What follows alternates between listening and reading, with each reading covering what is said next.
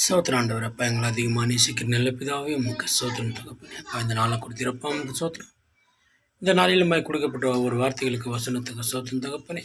அப்பா இதோ நாங்கள் எப்பேற்பட்ட சிந்தனையில் நாங்கள் இருக்கிறோன்றது நாங்கள் உணர வேணும் தகப்பனே. அசுத்தமான சிந்தனைகள், அசுத்தமான எண்ணங்கள், இந்த உலக பேச்சுகள், இந்த உலக பழக்க வழக்கங்கள் எல்லாத்தையும் எடுத்து போடுங்க. உங்களுடைய வார்த்தைகளுக்கும் வசனத்துக்கும் செவி கொடுத்து அதன்படி வாழும் வளரும் உதவி செய்யுங்க, பலப்படுத்துங்க.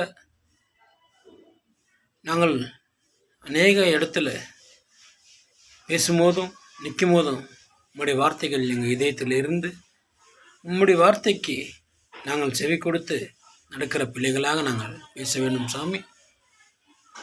இதற்காகனாக்கா இந்த உலகத்தில் நாங்கள் ஒன்றும் கொண்டு வந்ததும் இல்லை, ஒன்று கொண்டு போகிறதும் இல்லை. நாங்கள் வாழ்கிற நாட்கள் எப்படியாப்பட்டதாக இருக்குதுன்றது நாங்கள் உணர வேண்டும் என்றதுக்காக உம்முடைய வார்த்தைகள் எங்களுக்குள்ளே இருந்தாக்கா நாங்கள் எங்களுடைய ரட்சிப்பை நாங்கள் காப்பாற்றிக் கொள்வோம். எங்களுடைய அழைப்பை நாங்கள் நினைவு கொண்டு இருந்தாக்கா எங்களுடைய அழைப்பு எப்பேற்பட்டதுன்றதை நாங்கள் உணர்ந்து கொள்வோம் தகப்பனே. அந்த அழைப்பை நாங்கள் அசட்டை பண்ணாதபடிக்கு அனுதினமும் உம்முடைய வார்த்தையும் வசனத்தையும் உம்முடைய சத்தியத்தையும் நாங்கள் கை கொண்டு உமக்கு கனி கொடுக்குற பிள்ளைகளாக நாங்கள் வளரவும் உதவி செய்யுங்க. சோதனையை சகிக்கிற மனுஷன் பாக்கியவான் சொல்லியிருக்கிறீங்க. எங்களுக்கு வருகிற சோதனையில் நாங்கள் விழுந்து போகாதபடிக்கு நாங்கள் தப்பிச்சு கொள்ளும் வெளியே போகிறதுக்கான வழிகளையும் ஆலோசனையும் நீங்கள் தருகிற தேவனாக இருக்கிறீங்க சாமி. எங்களை பலப்படுத்துங்க அப்பா.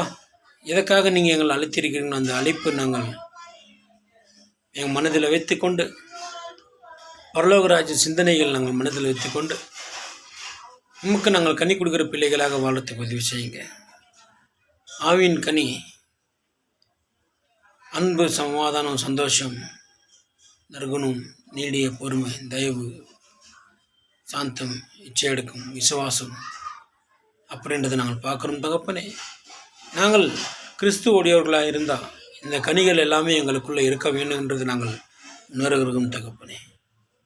உங்களுடைய சத்திய வார்த்தையும் சத்திய வசனத்தையும் ஒவ்வொரு நாளும் நான் சிந்தித்து கொண்டு நம்முடைய வார்த்தைகளுக்கு நாங்கள் செவி கொடுத்து நடக்கிறதுக்கு உதவி செய்யுங்க.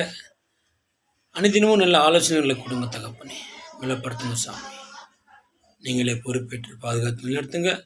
என் சபை மக்கள், சபை மூப்பர்களின் பங்கின் மக்கள், பகுதி மக்கள், திக்கெட்ட பிள்ளைகள், வாலிப பிள்ளைகள், குழந்தைகள், முதியோர்கள் ஒவ்வொரு கரங்களுக்கு ஒவ்வொரு நீங்கள் தொட்டு ஆசீர்வதித்து பாதுகாத்து நிறுத்திட வேண்டும் என்று எங்கள் மீட்பரும் ரட்சகரும் முடிக்கும் மரமாகி இயேசு கிறிஸ்துவின் உன்னத நாமத்தில் நான் ஜெபிக்கிறேன். ஜீவனுள்ள நல்ல பிதாவே.